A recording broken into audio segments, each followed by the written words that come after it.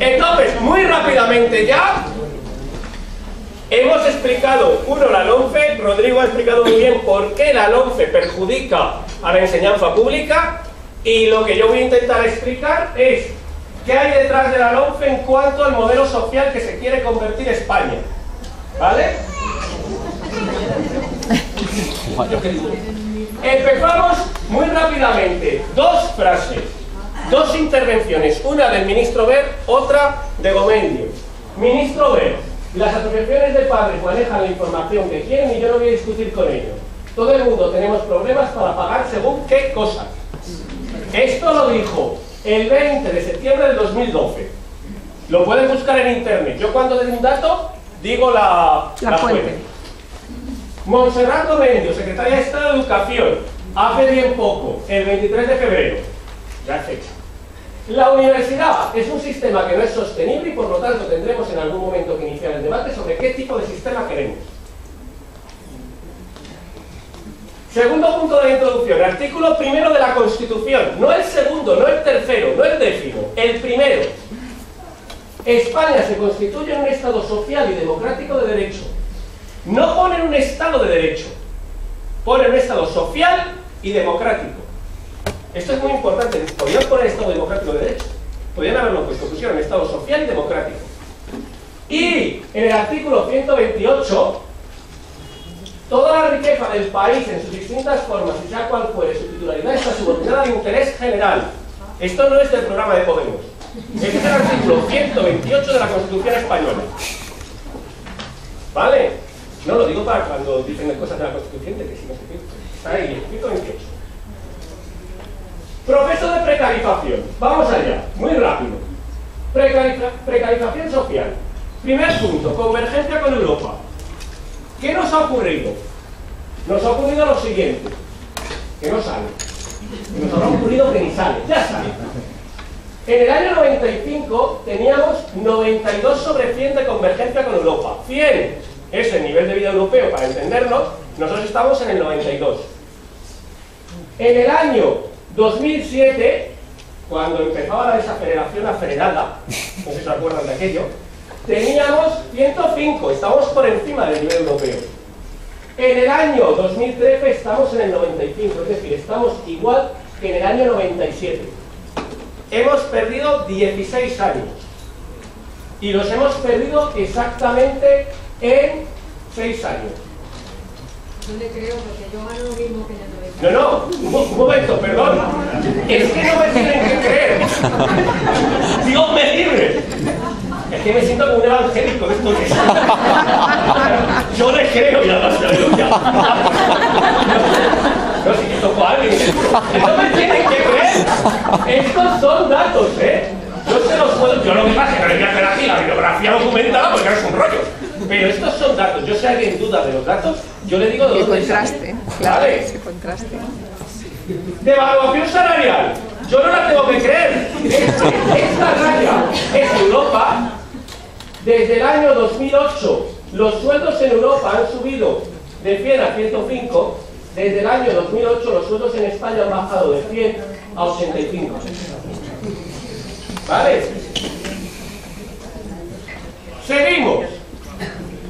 ¿Cómo se reparte la población asalariada en España? Es decir, los que cobramos un sueldo. Hay aproximadamente unos 14 millones de asalariados en España. Estamos hablando de asalariados, no de trabajadores. Autónomos no cuentan, los pequeños empresarios no cuentan. Se reparte en que el 30% del total, 1, 2 y 3, cobran 900 euros o menos. El 30% del total. Aquí pone 1.103 euros porque es sueldo bruto. Esta gente no le retienen el IRPF, es verdad, pero sí le retienen cotizaciones sociales. Por lo tanto, le bajan a 900 euros. El 30% del total cobran 900 euros o menos. Pero si medimos la desigualdad, es decir, cuánto cobran los de menos y cuánto cobran los demás, en el año 2007, 2010 y 2013, como ven, se multiplica la diferencia. Es decir, cada vez hay un grupo que cobra menos, los de magenta, los de rosa, y cada vez hay un grupo que cobra más. los de rosa oscuro, que son los que cada vez ganan más frente a otros que cada vez ganan menos. Y la diferencia ha pasado de 7, de una ratio de 7 a 1 a otra de 11 a 1. Es decir, hay crisis sí, pero no para todos, desde luego. Seguimos. Evolución salarial 2013-2014 por grupo laboral. Esto salió el domingo en El País de Economía. O sea, que no estoy dando fuentes tampoco que sean de el polígono, que no sé dónde. Evolución de los sueldos. Alta dirección. Los sueldos han subido en un año el 12%. Consejeros, el 17,5%. Estos son datos del País del otro día. Los empleados, el sueldo les ha bajado en un año el 0,6%. Pero si nos vamos a las empresas del IBEX, en la alta dirección el sueldo ha subido el 12,14%, a los consejeros el 24% y a los empleados se les ha bajado el sueldo un 1%. ¿Hay crisis? Sí, pero no para todos. 3 ideas claves de la precarización social. No me interesa que se queden con las cifras, porque yo se las doy cuando quieran, no hay ningún problema, están en todas partes. Me interesa que se queden con la idea. Primera idea. Desaparece la idea de converger con Europa. Durante toda la transición española y los años posteriores, nuestra idea de españoles era ser como los europeos. Esto era así. Los partidos, la idea era, vamos a ser como los europeos. Hoy en día se nos dice, vamos a ser como los chinos. Es el modelo con el que convergemos con China: devaluación salarial, menor cualificación y condiciones de explotación en el trabajo. Y cada vez menos derechos sociales y políticos. De eso no vamos a hablar. Pero observen las leyes que se están haciendo. Hace poco el ministro de Justicia comentaba que a lo mejor había que impedir que en la prensa un periodista publicara datos que le pasaban sobre los procedimientos judiciales. Segundo, desaparece la idea de Estado social. El artículo 1 de la Constitución está en peligro. España ya no es un Estado social, o se pretende que no lo sea. Y tercero, un cambio de modelo social en 3 factores. 1, no todos sufren la misma crisis. Ustedes sufren una crisis y otro grupo sufre otra distinta. Y hay un grupo que no sufre nada de crisis. Segundo, desaparece la clase media. Cada vez la desigualdad es mayor y los que están sufriendo la depauperación total es la clase media. La clase media de España está a punto de extinción. Y tercer punto, desaparece la idea que ha regido Occidente desde la Ilustración, desde el siglo XVIII hasta nuestros días, la idea de progreso. ¿Qué era la idea de progreso? Era, 1, la sociedad va a ir siempre a mejor. Cuando murió Franco, todos pensamos que España iba a ser una democracia. Es decir, a mejor lo fue. Cuando fue una democracia, todos pensamos que íbamos a mejorar nuestro nivel de vida. Lo fue. Todos pensábamos siempre que el futuro iba a ser mejor que el presente. Esa idea ha desaparecido. Tú hablas con los jóvenes de hoy en día que están en una carrera universitaria y te cuentan que va a ser peor su estado social que el tuyo. Segundo, desaparece la idea de progreso generacional. Todos piensan que sus hijos, yo tengo un perro, ahí me he librado, todos piensan que sus hijos van a estar peor que ustedes, en condiciones peores laborales y de derechos sociales que ustedes. Y tercero, desaparece la idea de progreso personal. Uno mismo piensa, virgencita, virgencita, que me quede como estoy. Es terrorífico. Yo no sé si ustedes han visto un programa el año pasado de Salvados que se llamaba Precariado, que salía un chaval que tenía una ingeniería, trabajaba actualmente en una tienda de relojes con 25 años, que no está mal, ganaba 1.200 euros. Y decía, un ingeniero, decía, yo esto lo firmaba para toda mi vida. Claro, ¿qué le ha desaparecido? La idea de progreso social. Tú puedes decir, oye, mira, qué suerte he tenido, ahora estoy con 25 años esto, pero yo, claro, yo con 30 quiero ser ingeniero. Desaparece esa idea. Esto es el triunfo de la precarización. Y ahora, ¿qué tiene esto que ver con la LOMCE? Vamos a ver. Recordamos, frase de Govendio: la universidad es un sistema que no es sostenible y por lo tanto tendremos en algún momento que iniciar el debate sobre qué tipo de sistema queremos. Claro, la universidad no es sostenible. Es que es absurdo. Si yo precarizo la sociedad, devalúo los sueldos, devalúo la cualificación, me sobra la universidad. Porque, primer punto, Presupuesto de las universidades. En el año 2010 hasta el año 2014 el presupuesto baja, pero lo que pagan los alumnos sube en 300 euros anuales. Curiosamente, los alumnos cada vez pagan más y la universidad cada vez recibe menos. Segunda perspectiva, el gasto medio por estudiante, al tiempo que los alumnos cada vez pagan más, baja.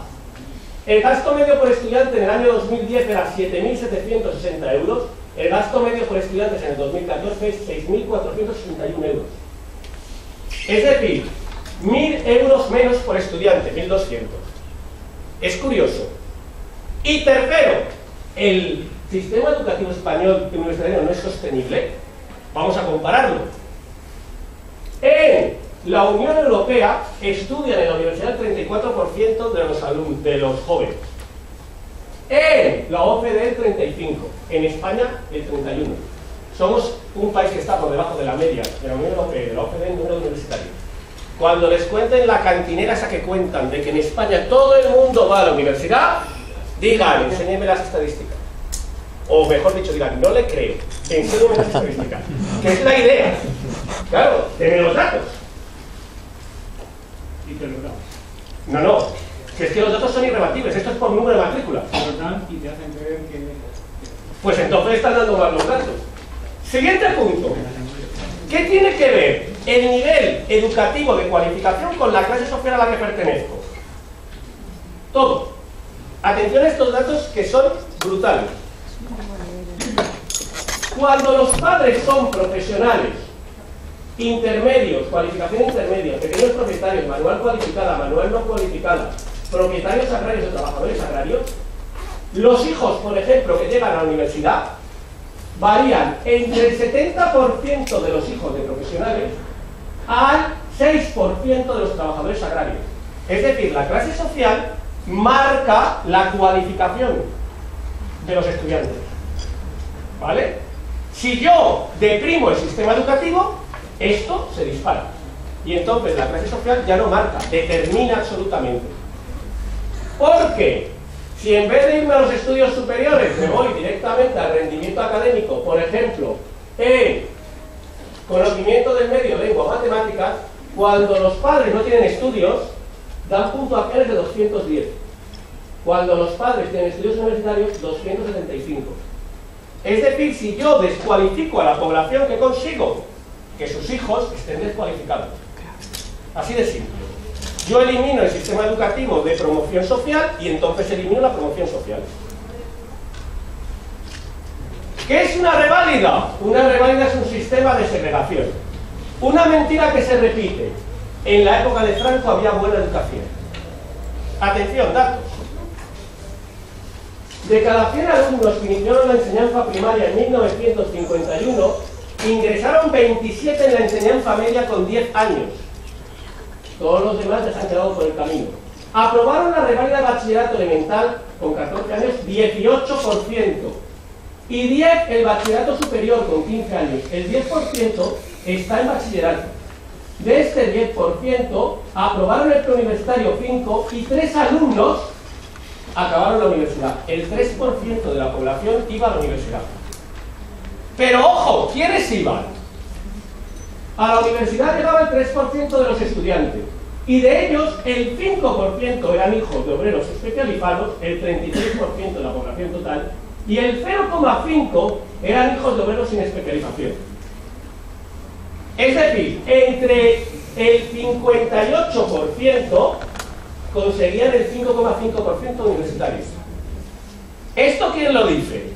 ¿Lo dice un rojo peligroso estudiando la dictadura de Franco? No. Lo dice Villar Parasí, ministro de Educación del gobierno franquista, que hizo la reforma de la FP. Por cierto, esto que lo voy a decir muy en serio, desde aquí un homenaje a tal persona, porque es increíble la reforma del 70. En la época en que se hizo, es increíble de progresista y de con bien respecto a pensado. lo que hay ahora, claro. Esto es el libro blanco del 70. Comparado con lo que habíamos Está firmado por un ministro. Luego, cuando les digan la educación franquista sí que era buena porque la reválida seleccionaba, digan no, seleccionaba a los de siempre. Pero irlo a Europa, cuando hay un modelo de segregación que ocurre en Europa. Vamos a Hungría. Qué bonito para que vean. Pero Hungría no se lo esperaba. Vamos a Hungría. Esto lo cuento muy rápido, es un sistema muy simple, será siempre visto. Los puntos amarillos son la escuela vocacional. Es la escuela de lo que va a ser la FP básica, para entendernos. Los puntos verdes es la escuela mixta, los de enseñanzas aplicadas que van a ir a FP. Y los puntos rojos son la escuela que va a ir a bachillerato de la universidad. Si miramos la nota en PISA, vemos que puntos amarillos y verdes se concentran abajo, puntos rojos se concentran arriba. Esta todo el mundo lo ha entendido. Los que van a las mejores escuelas sacan mejor puntuación. Pero, si vemos la escala de abajo, que es el índice social y económico, cuanta más nota sobre 0, mayor índice social y económico tiene la familia. Con número negativo, peor. ¿Quiénes se concentran en las peores escuelas? Los que tienen peor índice social y económico. Los sistemas de segregación lo que hacen es repetir la segregación social. Así de simple. Y esto está pasando hoy en día en Hungría. Es un ejemplo palmario. ¿Y qué ocurre en la España actual? Porque les dicen, es que el sistema educativo español es malísimo, no funciona, es imposible que se mantenga. Atención, si miramos los datos por comunidades autónomas, el promedio OCDE es superado por Aragón, Asturias, La Rioja, Madrid, País Vasco, Castilla y León y Navarra, en competencia matemática. Pero es que si miramos el promedio de la Unión Europea, se juntan Cataluña, Cantabria y Galicia. Es decir, la inmensa mayoría de las comunidades autónomas en matemáticas, en comprensión lectora o en competencia científica superan la media de la Unión Europea. ¿Qué lastra? Lastra fundamentalmente Andalucía, Murcia y Extremadura. Las regiones que curiosamente que tienen la renta per cápita más baja en mayor parte.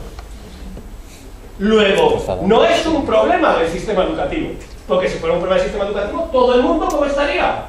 Por debajo. Lógicamente, es un sistema de renta, es un problema de renta.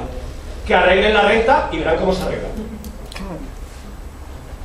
Pero es que además el sistema español educativo actual, y yo no soy, y que conste que yo soy un gran defensor de la LOE, porque lo digo ya así por decirlo, es uno de los sistemas educativos que mayor proyección social ejercita sobre los alumnos, es decir, que consigue que los alumnos de peor condición económica consigan mejor resultado. El 4, que es el promedio de la Unión Europea, sería un buen sistema educativo en este aspecto. Cuanto menos 4, cuanto más bajo de 4, mejor es el sistema educativo. España es, junto con Finlandia y Noruega en Europa, y Islandia, los países que mejor sistema educativo tienen en cuanto a lograr que la gente con menos recursos económicos consiga mejores resultados académicos. Cuidado, también es verdad que es uno de los sistemas educativos con peores resultados en excelencia. ¿Vale? ¿Qué busca entonces la LOMCE? La LOMCE busca 3 cosas. 1, segregar al alumnado. 2, conseguir lo que conduce a la segregación del alumnado. Y 3, apoyar el proceso de precarización. ¿Cómo se segrega al alumnado? Muy fácil. Yo, alumnado con dificultades, ya no lo atiendo. Me lo elimino del camino. 2, apoyo a la privada. ¿Quiénes van a ir a la privada? Determinado tipo de clase social. ¿Huyendo de qué? De la destrucción del sistema público, lógicamente. Hago una segregación temprana. Alguien se quejaba hace poco. Pero es que mi hijo, que pasa de segundo a tercero, ya tiene que elegir. Sí. Bienvenidos a Hungría. Ya tiene que elegir. Porque le va a marcar. Y hago una reválida donde ya liquido lo que me quedaba. Claro, ya voy limpiando, voy haciendo una limpia. Flash, flash, flash, segrego. ¿Qué consigo segregando? La segregación educativa potencia la segregación social. Yo tengo ya una segregación social y ahora con la segregación educativa la potencio en vez de conseguir bajarla. ¿Y qué es lo que hago entonces? Apoyo el proceso de precarización. El modelo social implica el modelo educativo y consigo, 1, menor cualificación personal. Gómez tiene razón, va a haber menos gente en la universidad. Hombre, claro. Si es la idea. Menor cualificación profesional. Y segundo, cuanta menor cualificación profesional, mayor docilidad social. Yo me mosqueo, 1, cuando no me dan el trabajo que yo creo merecer por mis estudios. 2, cuando mi situación social no se Garantiza por mi cualificación profesional. 3, cuando sé algo. Yo, si me eliminan las 3 cosas, me quitan del sistema educativo, yo no me mosqueo, me voy a ver el fútbol. Que me voy a ir, porque se llama ideología. Pues, ¿qué ocurre? Que esto es lo que busca la LOMCE. Y ya acabamos.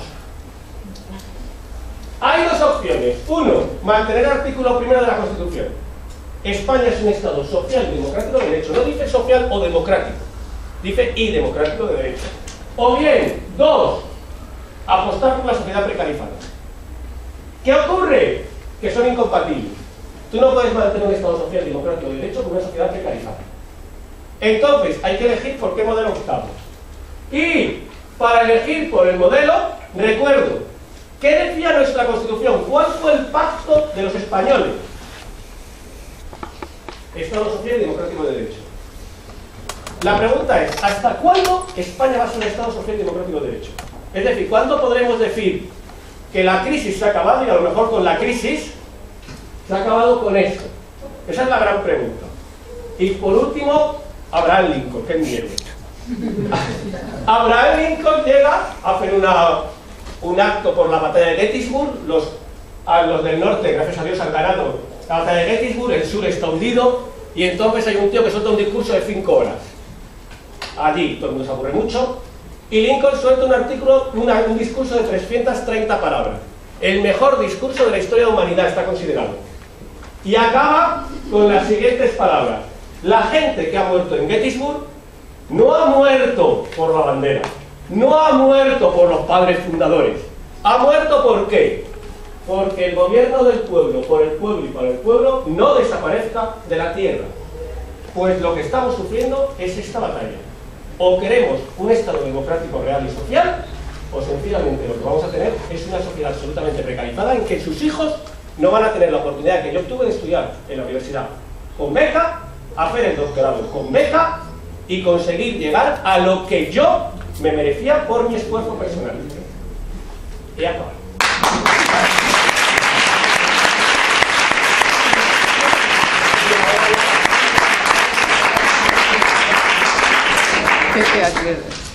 ¿Hay alguna pregunta, alguna intervención? En esa-